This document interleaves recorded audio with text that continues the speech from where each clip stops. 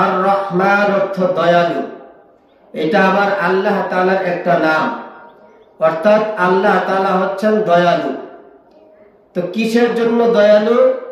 কয় আল্লামাল কুরআন, কয় আল্লাহ তাআলা এই জাতিকে কোরআন দান করেছেন এবং এই জাতির জন্য কোরআনের শিক্ষা আল্লাহ তাআলার ব্যবস্থার মধ্যে আছে। এই কোরআনের শিক্ষা যেহেতু আল্লাহ তাআলা আমাদেরকে দিয়েছেন, এই জন্য আল্লাহ তাআলা বলেন ওয়া ইন তাউদ্দু নি'মাতাল্লাহি লা তুহসুহা, তোমাদেরকে যত নিয়ামত দিয়েছে সেগুলি যদি গণতে থাকো তাহলে গণতে গণতে শেষ হবে না, তোমাদের হায়াত শেষ হয়ে যাবে। মুফাসসিররা বলেন আদম আলাইহিস সালাম থেকে আল্লাহ তাআলার নিয়ামত গণনা শুরু হয়েছে, কিয়ামত পর্যন্ত মানুষ গণনা শেষ করবে। গণনা শেষ হবে, মানুষ শেষ হবে, দুনিয়া শেষ হবে, আকাশ জমিন চন্দ্র সূর্য শেষ হবে, কিন্তু আল্লাহ তাআলার নিয়ামত গণনা শেষ করতে পারবে না। তো এত এত নিয়ামতের মধ্যে বড় এক নিয়ামতের নাম হচ্ছে কোরআন শিক্ষা। বলেন সবচেয়ে বড় নিয়ামতের নাম কি? কোরআন শিক্ষা। আল্লাহ আবার বলতেছেন কোরআন শিক্ষা গ্রহণ করলে কি হয়? কয় খলাকাল ইনসান, যারা কোরআন শিক্ষা গ্রহণ করে তারা হইল ইনসান, যারা কোরআন শিক্ষা গ্রহণ করে না তারা ইনসান না। ইনসান অর্থ কি? মানুষ। ইনসান অর্থ কি? মানুষ। তাহলে আল্লাহ তাআলা বলে দিয়েছেন এত বড় এক নিয়ামত কোরআনের শিক্ষা তোমাদেরকে আমি দিয়েছি, এই কোরআনের শিক্ষা এতটাই দামি, যারা কোরআন শিক্ষা গ্রহণ করে তারা মানুষ, যারা কোরআনের শিক্ষা গ্রহণ করে না তারা মানুষ না। তারা কি না? মানুষ না। গত সপ্তাহে হয়তো বলেছিলাম যে কোন একজন মুসলমানকে যদি পাঞ্জাবি পরায় দেওয়া হয়, পাগড়িটা পরায় দেওয়া হয়, নতুন কোন সমাজে গেলে অপরিচিত ব্যক্তিরা ওই সাধারণ মুসলমানটাকেও আলেম মনে করবে। কেন? কয় তার উপরের অংশ পরিবর্তন হয়ে গেছে, আলেমের মতো দেখা যায়, এই জন্য সাধারণ মুসলমানরা তাকে কি মনে করবে? আলেম মনে করবে। কিন্তু ভিতরগত একটা লেখাপড়ার যোগ্যতা আছে, ওইটা কি তার ভিতরে ঢুকবে? ঠিক কোরআনের শিক্ষাটা এমন, মানুষ অমানুষ, মানুষ হাইওয়ান জানোয়ার, এটা দুইটা বিবেচনা। একটা হচ্ছে উপরে উপরে মানুষ, দুই হাত আছে, দুই পা আছে, দুইটা চোখ আছে, দুইটা কান আছে, নাকের ছিদ্র আছে, মুখ আছে, পেট আছে, পিঠ আছে, এইগুলোকে এক দৃষ্টিকোণ থেকে বলা হয় মানুষ। আমার আল্লাহ তাআলা বলেন প্রকৃতপক্ষে তারা মানুষ না, মানুষ হচ্ছে তারা যারা কোরআনের শিক্ষা, একমাত্র শিক্ষা যারা গ্রহণ করে তারাই আল্লাহ তাআলার থিওরি অনুযায়ী কি মানুষ। আরেকটু বুঝেন, আল্লাহ তাআলা কোরআনুল কারীমের আয়াতের মধ্যে বলেন মানুষকে আমি চোখ দিছি। কি দিছি? চোখ। অন্তর দিছি, হাত দিছি, পা দিছি, এগুলো দিছি কেন? কয় ভালো কাজে ইউজ করার জন্য। যেমন আপনাকে চোখ দিছে, চোখ দিয়ে হাঁটতে হাঁটতে মাহফিলে যাবেন, চোখ দিছে চোখ দিয়ে দেখে দেখে কোরআন শরীফ পড়বেন, চোখ দিছে মোবাইলের মধ্যে আলেমদের ওয়াজ শুনবেন, এইগুলোর জন্য আপনাকে আমাকে চোখ দিছে। এখন আমরা যদি গান শুনি, আল্লাহ কি গান শোনার জন্য আমাদেরকে চোখ দিছে? দেয় নাই। পা গুলো দিছে মসজিদে হাইটা আসার জন্য। এখন কেউ যদি মনে করে যে না মসজিদে দেরি করে যাবো বা নামাজ পড়া দরকার নাই, অমুক নাই তমুক নাই, তাহলে আল্লাহ তাআলা বলবেন আরে তোরা আমি পা দিছিলাম কেন, কোন কাজে লাগাইছ? এটার জবাব আমার কাছে দে। আল্লাহ নিজে আগে আগে জানাই দিছেন উলাইকা কাল আনআম, যাদেরকে আমি হাত দিলাম, চোখ দিলাম, অন্তর দিলাম, পা দিলাম, আমার কাজে যারা এগুলো ব্যবস্থা ব্যবহার করে না তারা হচ্ছে চতুষ্পদ জানোয়ার। তারা কি? চতুষ্পদ জানোয়ার। এই কথাটা একটু শুদ্ধ হয়ে গেলে অনেকে নাও বুঝতে পারে। চার পাওয়ালা জানোয়ার। কয় পাওয়ালা? চার পাওয়ালা। এটা চতুষ্পদ করে একটু কঠিন হয়ে যায়, তো সহজে কয়ে দিলাম কয় পাওয়ালা? চার পাওয়ালা। কুকুরের কয়টা পা থাকে? গরুর কয়টা থাকে? এইরকম আল্লাহ তাআলা বুঝিয়েছেন ওই যে কুকুর, হাইওয়ান জানোয়ার, গাধা টাধা আছে, ওদের যেমন চার পা, আর তাদের মতো মুসলমান হোক আর মানুষ হোক, তার অঙ্গ প্রত্যঙ্গ গুলি যদি সঠিকভাবে ব্যবহার না করে তাহলে তারা কুকুর আর হাইওয়ান জানোয়ারের মতো। এটা কইয়া আল্লাহ আবার কয়ে দেয় বালহুম আদাল, তাদের চাইতেও বেশি নিকৃষ্ট। আল্লাহ কি কইছে? বালহুম আদাল, তাদের চাইতেও কি বেশি নিকৃষ্ট।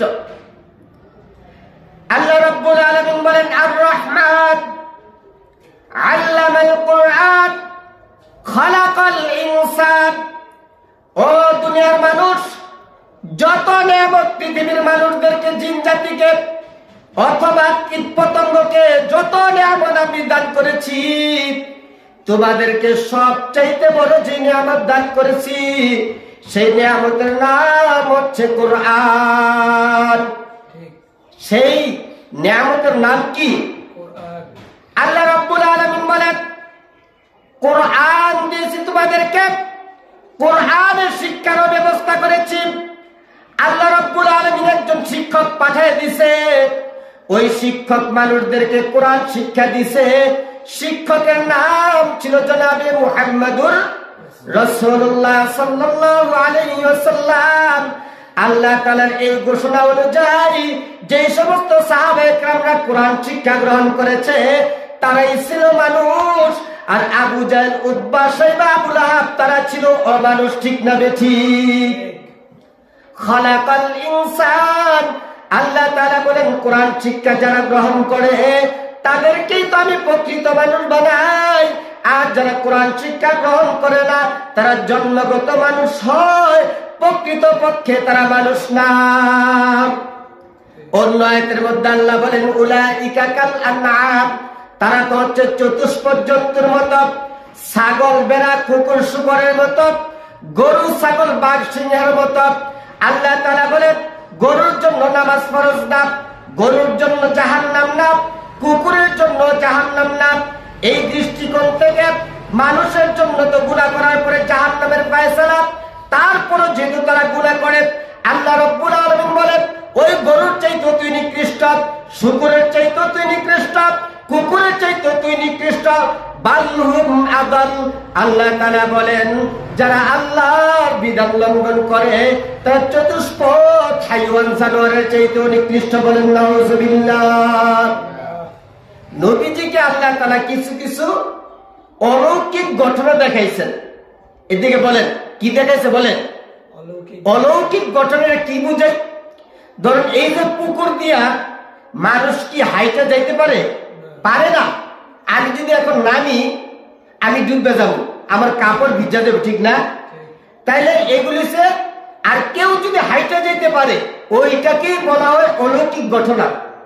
মানুষ প্লেন দিয়ে এক দেশ থেকে আরেক দেশে যায়, এইটা আমরা আশ্চর্য মনে করি না। আমার আল্লাহ তাআলা আমার নবীজিকে এই প্লেন আর রকেট ছাড়া জান্নাত জাহান্নাম পর্যন্ত ঘুরে আনছে, ওইটা হচ্ছে কঠিন। কি কর? বর্তমান যদি কেউ যদি আমি বিদেশ গেছিলাম, এই আকাশ দিয়ে দিয়ে গেছিলাম, তো সবাই আমরা বুঝি প্লেন দিয়ে গেছে, আমরা কি আশ্চর্য হই? সিএনজি দিয়ে কেউ গেছে, আমরা কি আশ্চর্য হই? আশ্চর্য হই না। ঠিক আল্লাহ তাআলা এমন এক নবীকে পাঠাইছিলেন যেই নবীর মাধ্যমে অসংখ্য অগণিত আশ্চর্যজনক ঘটনা দেখাইছেন, সেগুলোকে আমরা বলি মুজিজা। বলেন কি বলি? মুজিজা। আর নবী ছাড়া আল্লাহ ওয়ালা ব্যক্তিদেরকে দিয়ে দিয়ে যে ঘটনাগুলো ঘটাইছেন সেগুলোকে বলা হয় কারামাত। বলেন এগুলোকে কি বলে? তো আমাদের একজন আলেম বহু বছর আগে দারুল উলুম দেওবন্দে, এই ইতিহাস বারবার মুখ থেকে শুনবেন, বলতেই থাকবো ইনশাল্লাহ। তো দারুল উলুম দেওবন্দ যে আমাদের প্রথম কওমি মাদ্রাসা, ওই মাদ্রাসা একজন বড় আলেম ছিল। উনি ইন্ডিয়াতে যেহেতু মাদ্রাসা, উনি ইন্ডিয়াতেই জুমার নামাজ পড়াইতেন। তো সব সময় দিল্লির জামে মসজিদে জুমার নামাজ পড়াইতে গেলে রুমালটা দিয়া বড় করে একটা নতুন বউয়ের মতন ঘোমটা দিয়ে রাখে। বলেন কি দিয়ে রাখে? ঘোমটা দিয়ে রাখে। একদিন হুজুরের খাদেম বা মুয়াজ্জিন সাহেব জিজ্ঞেস করলো, হুজুর আপনি সব সময় ঘোমটা দিয়ে থাকেন, এটার রহস্যটা আমি বুঝি না, একটু আমাকে বলবেন কি, গোপনে কি বলবেন? তখন শাহ ওলিউল্লাহ মুহাদ্দিস দেহলভী রাহমাতুল্লাহ আলাইহি বলেন, তাহলে আগামী শুক্রবারে দেখাবো। যেহেতু জুমার নামাজের পরেই প্রশ্ন করছে, এই জন্য জবাব দিল কি আগামী শুক্রবারে একটা জবাব দেখাবো, দিব না। যখন শুক্রবার আসছে, যখন শাহ ওলিউল্লাহ মুহাদ্দিস দেহলভী রহমতুল্লাহ আলাইহি এই মিম্বরের মধ্যে বসছে, খাদেমের মাথার মধ্যে সেই রুমাল দিয়া দিছে। রুমাল দেওয়ার সাথে সাথে তার এই অন্তর্চক্ষু খুলে গেছে। কি খুলে গেছে? অন্তর্চক্ষু খুলে গেছে। এতদিন পর্যন্ত শাহ ওলিউল্লাহ মুহাদ্দিস দেহলভী রহমতুল্লাহ আলাইহি অন্তর্চক্ষু খোলা ছিল, আজকে একজন ওলির বরকতে ওনার খাদেমের অন্তর্চক্ষু খুলে গেছে। খুলে যাওয়ার সাথে সাথে সে বেহুশ হয়ে ধপাস করে পড়েছিল। কি হয়েছে? ধপাস করে পড়ে গেছে। মানুষ যদি পড়ে যায় আমরা মাথায় কি দেই? পানি দেই। তো ওনাকেও যখন মাথায় পানি টানি দিয়া হুশ আনছে, তখন জিজ্ঞেস করা হইল, তুমি বেহুশ হইছ কেন? কারণ হুজুর, যখন আপনি আমার মাথার মধ্যে রুমালটা দিছেন, আমি তাকায় দেখি পুরা মসজিদে হাইওয়ান জানোয়ার গুলো বসে আছে। কোনটা কুকুর, কোনটা শুকুর, কোনটা গরু, কোনটা ছাগল, মাঝে মাঝে দেখতেছি মানুষ বসে রয়েছে। আমি বুঝতে পারছি হুজুর আপনি কিসের জন্য মাথার মধ্যে রুমাল ঘোমটা দিয়ে থাকেন। তখন শাহ ওলিউল্লাহ মুহাদ্দিস দেহলভী রহমতুল্লাহ বলেন যে আমি এই জন্য আমি মানুষের দিকে তাকাই না। আমি সহ্য করতে পারি না যে মুসলমানরা ঈমান আর আমল ছাইড়া দিয়া নিজেরা কি হয়ে গেছে? হাইওয়ান জানোয়ার হয়ে গেছে। এই দৃশ্য দেখেন, এই জন্য না দেখতে মন চায় না। এই চক্ষু আমাদের নাই। আমাদের যে ইমাম আবু হানিফা রহমতুল্লাহ আলাইহি, বলে নাম কি? ইমাম আবু হানিফা রহমতুল্লাহ আলাইহিরও এই অন্তর্চক্ষু খোলা ছিল। ওনার সামনে যারা ওযু করে, তখন উনি দেখে যে এই বেগানা হাত দিয়া শালিরে ধরছিল। বেগানা হাত দিয়া তো শালিরে ধরতেছে। এই ওযু করার সময় এই হাতের থেকে ওই হাতের গুণাগুলি ঝইরা পড়তেছে, এগুলো উনি দেখতেছেন। মুখে কাউকে গালি দিছে, কুলি করার সময় পানির সাথে সাথে এই মুখের গালাগালির গুণাগুলো পড়তেছে। মুখটা ধোয়ার সময় বেপর দিকের গুণা ঝরতেছে, সব দেখতেছে। তখন উনি চিন্তা করলেন, হায় রে, অধিকাংশ মানুষ তো গুনাহগার, এগুলো দেখতে দেখতে আমার দিলের মধ্যে হতাশা চলে আসতেছে। তখন আল্লাহর কাছে দোয়া করছে, আল্লাহ আপনি আমার এই যোগ্যতাটাকে সরাই নিয়ে যান। কি করেন? এই যোগ্যতাটাকে সরাই নিয়ে যান। তখন আল্লাহ তাআলা এই আবু হানিফা রাহমাতুল্লাহ আলাইহির দোয়াকে কবুল করে তখন এই যোগ্যতাকে সরাই দিছে। পরে আর কাহার গুনাহ দেখতে পায় না। তাইলে মানুষের গুনাহ আছে না নাই? এগুলো দেখি না, কিন্তু কেউ কেউ দেখছেন। কেন দেখাইছেন? মানুষদেরকে বুঝানোর জন্য দেখাইছেন। শাহ ওলিউল্লাহ মুহাদ্দিস দেহলভী রহমতুল্লাহ আলাইহির অন্তর্চক্ষু খোলা ছিল। একজন পৃথিবী বিখ্যাত খাজা মঈনুদ্দিন চিশতি রহমতুল্লাহ আলাইহি, এরপর আব্দুল কাদের জিলানী রহমতুল্লাহ আলাইহি, তাদের মাধ্যমে এমন আশ্চর্য আশ্চর্য কিছু ঘটনা প্রকাশ পেয়েছিল যেগুলোকে আমরা কারামাত বলি। এরপরে কি আব্দুল কাদের জিলানী রহমতুল্লাহ আলাইহি গালেবান একদিন ক্ষেতের লাইন দিয়ে যাইতেছে, চারপাশে এরি ক্ষেত লাগাইছে। এখন একটা কুকুর সামনে চলে আসছে, কুকুরের সামনে দাঁড়ায় রয়েছে। আব্দুল কাদের জিলানীও লাইনের মধ্যে দাঁড়ায় রয়েছে। কতক্ষণ পরে কুকুরের জবান খুলে গেছে। কুকুর মানুষের মতন কথা জিজ্ঞেস করতেছে আব্দুল কাদের জিলানী, রাস্তার মধ্যে দাঁড়ায় রয়েছে কেন? আমাকে জায়গা দাও। তখন আব্দুল কাদের জিলানী রহমতুল্লাহ আলাইহি বলতেছে যে আমি তো নামাজ পড়া লাগে, আমি তো মসজিদে যাওয়ার লাগে, আমার গায়ের মধ্যে যদি কাদা লাইগা যায়, পাঞ্জাবের মধ্যে যদি লাইগা যায়, তাহলে তো নামাজ পড়াইতে সমস্যা হবে।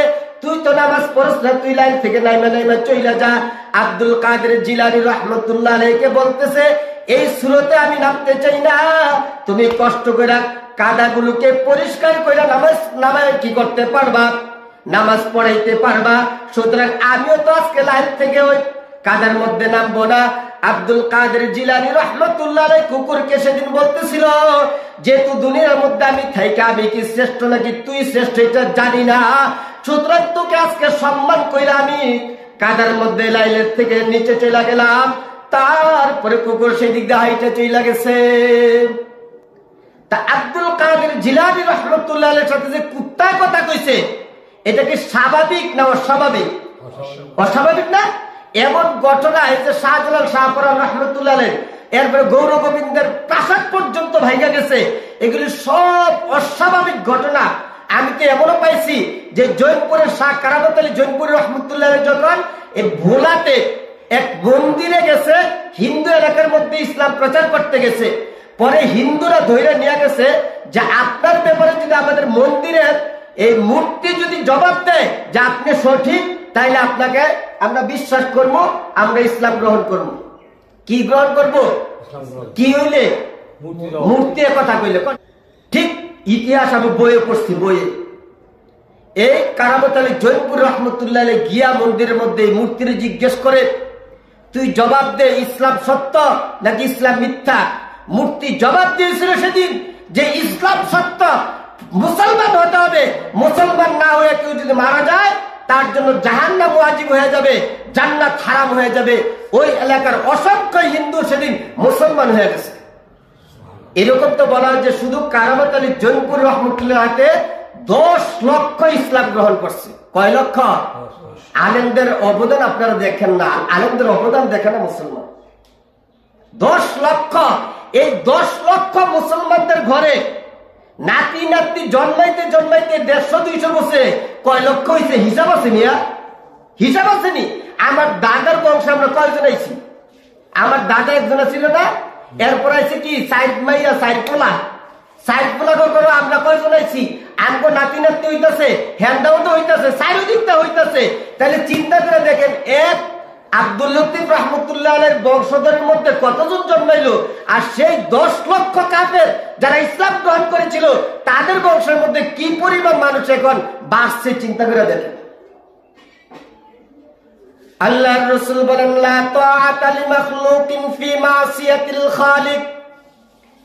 ও দুনিয়ার মানুষ, দুনিয়ার মধ্যে কোরআনের কথা বলতে গেলে তোমার মাথার উপরে টেনশন আসবে, চাকরির উপর আঘাত আসবে, মাদ্রাসা মসজিদের উপর আঘাত আসবে। তারপরও কিন্তু তুমি সত্য কথা বলতে বাদ দিও না, সত্য কথাকে তুমি বলা থেকে বিরত থাকিও না।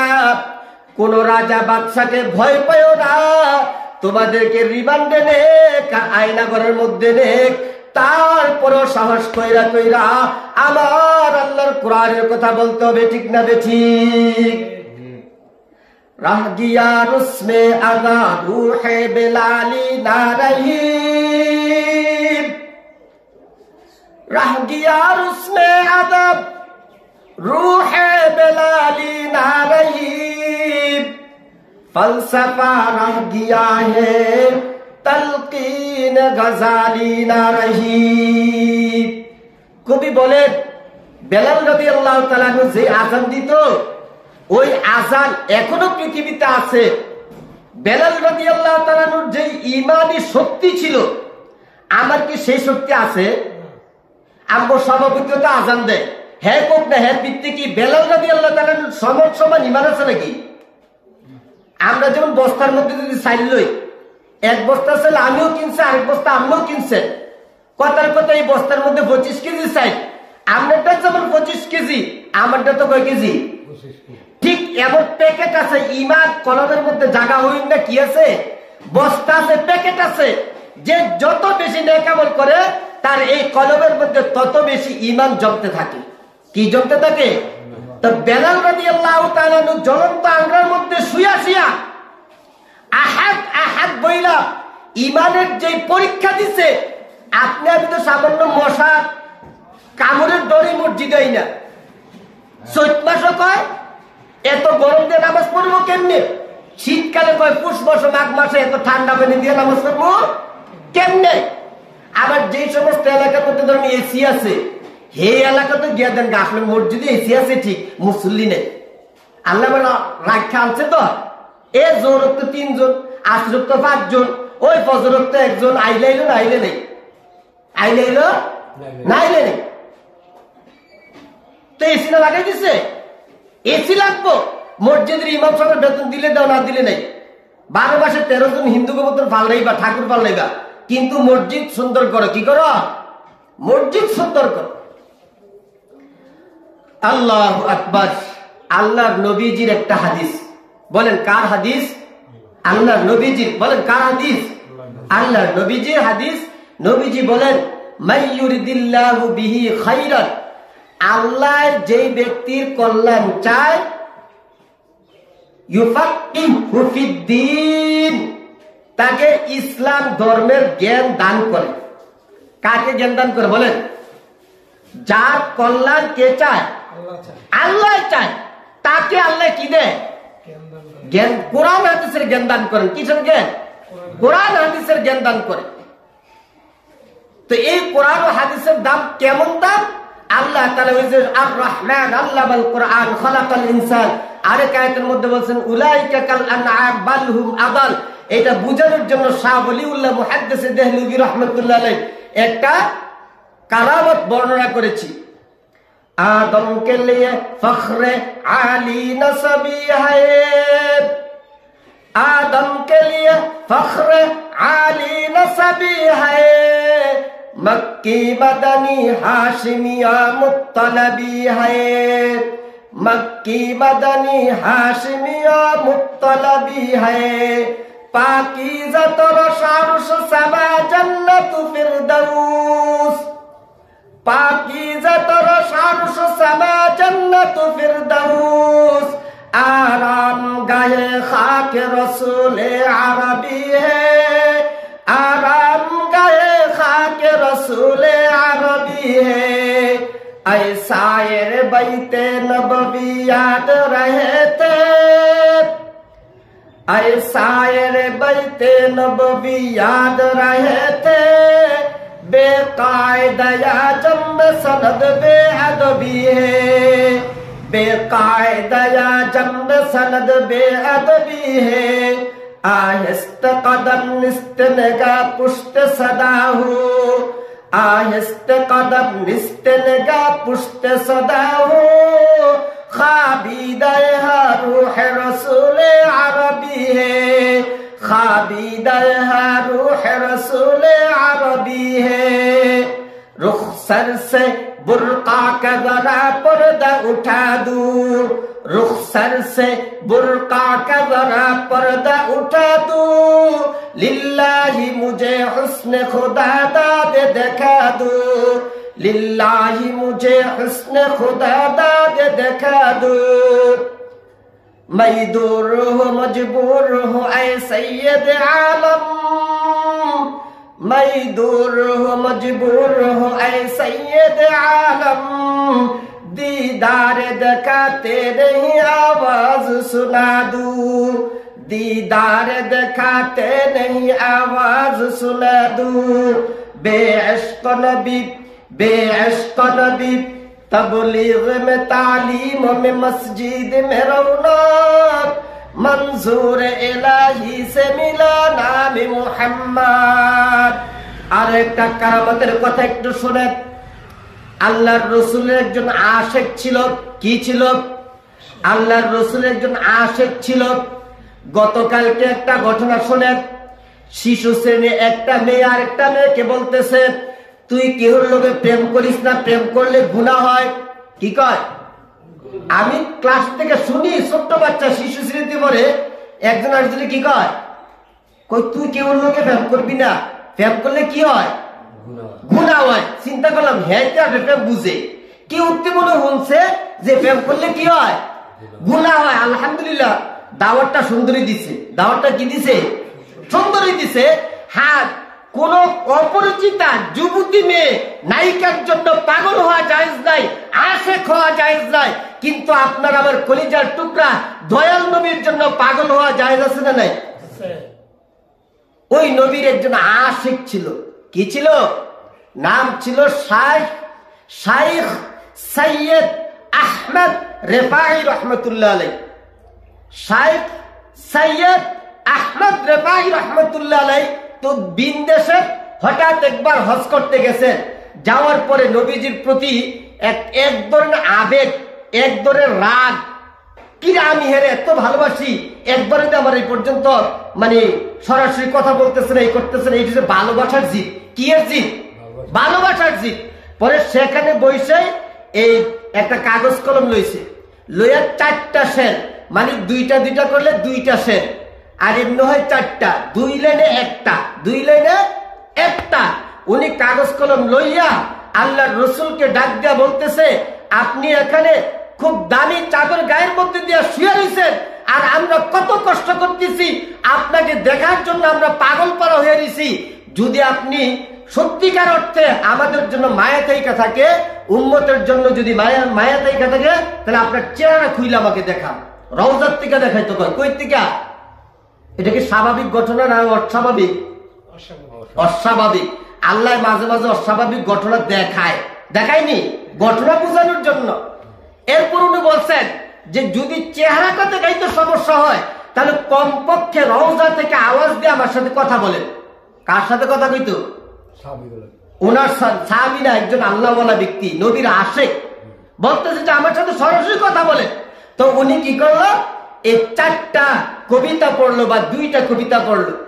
रुखसर से बुर्का का जरा पर्दा उठा दूं, रुखसर से बुर्का का जरा पर्दा उठा दूं, लिल्लाही मुझे हुस्ने खुदा दाद दिखा दूं, लिल्लाही मुझे हुस्ने खुदा दाद दिखा दूं, मैं दूर हूँ मजबूर हूँ ऐ सैयद आलम, मैं दूर हूँ मजबूर हूँ ऐ सैयद आलम, दीदार दिखाते नहीं आवाज सुना दूं, दीदार दिखाते नहीं आवाज सुना दूं। হয় দিদার দেন মানে সাক্ষাৎ করেন, আর যদি এটা সম্ভব না হয় রওজা থেকে আমাকে আওয়াজ শোনায়া দেন। কি শোনায়া দেন? ইতিহাস সাক্ষী সেই হজের মধ্যে আব্দুল কাদের জিলানী রাহমাতুল্লাহ আলাইহি সহ ছিল। একটা আন্তাজ করা হয়, সেই হজের মধ্যে 90,000 হাজি ছিল। কত হাজার?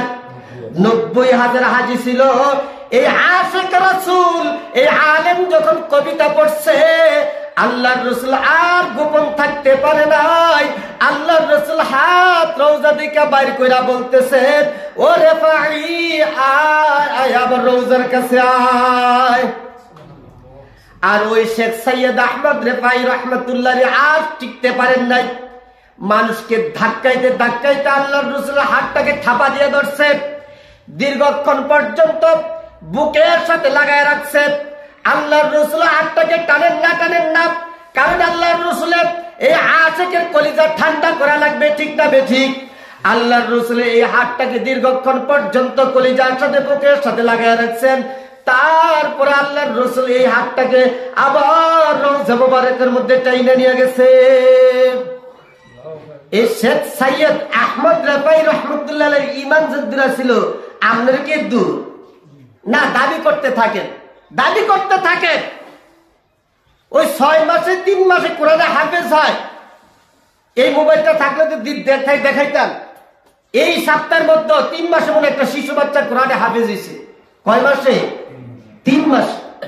তা আমরা তো গুনাহগার, তবে আপনাদের মধ্যে 2-4 জনের সামনে আল্লাহ সুযোগ দিলেও আলোচনা করি। কি দিলে? সুযোগ দিলে। খাজার মাহফিলের মধ্যে ছোট্ট একটা বাচ্চা এ অল্প একটু গজল কইল, ফুল কেন ফুটে নদী কেন বহে, এটা কইল। আমি মনে মনে ভাবি, আরে এই ছোট্ট বাচ্চারা যদি স্কুলে পড়ে তাহলে আস্তে আস্তে আস্তে বেপর দিকে হবে। নায়িকা মতন সুন্দর দামি দামি পোশাক পরবে, বুরকা ছাড়া চলাফেরা করবে, চুলের স্টাইল করবে, ঠোঁটের মধ্যে লিপস্টিক বানাবে, আর অন্য পুরুষদের দৃষ্টি তার দিকে আকর্ষণ করবে। আল্লাহ এই বাচ্চাটা যদি মাদ্রাসা দিয়ে দিতে ভালো হইতো, এটা মনে মনে কইছি। পরের দিন বিকাল বেলা এনে মাদ্রাসা ভর্তি করে দিয়ে গেছে। আমার কাছে মনে হইল যে আল্লাহ তাআলা মনে আমার দিলের কথাটা শুনছে। আমার কাছে মনে হয় কি দিলের কথাটা শুনছে। এত সুন্দর একটা বাচ্চা। আচ্ছা, বাচ্চাটা আসলো ভালো কথা, কালকে প্রথম ক্লাস করছে। ব্যাগটার মধ্যে একটা পুতুল, 2টা কি দামি দামি ব্যাগ, এটা থাপা দিলে লাইট জ্বলে খালি।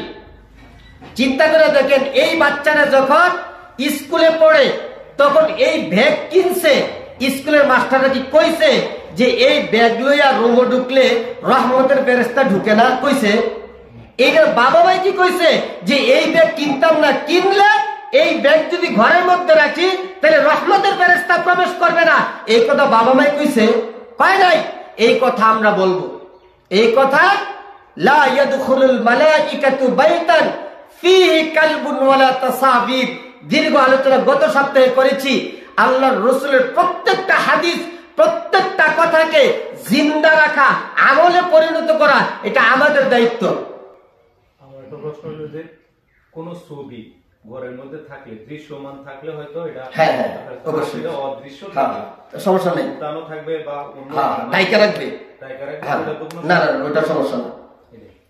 এটা ওই যে আমি গত সপ্তাহে বলছিলাম যে এই প্যাকেটটার মধ্যে যেমন আমাদের মশা থাকে, হ্যাঁ, তা আমরা ওইভাবে ঘুরে দিই, এটারে এইভাবে রাখলে সমস্যা, এইভাবে ঘুরে দিই। তো কমপক্ষে এইটা তো একটা তাকওয়া, এইটা একটা কি তাকওয়া, যতটুকু আমাদের সম্ভব।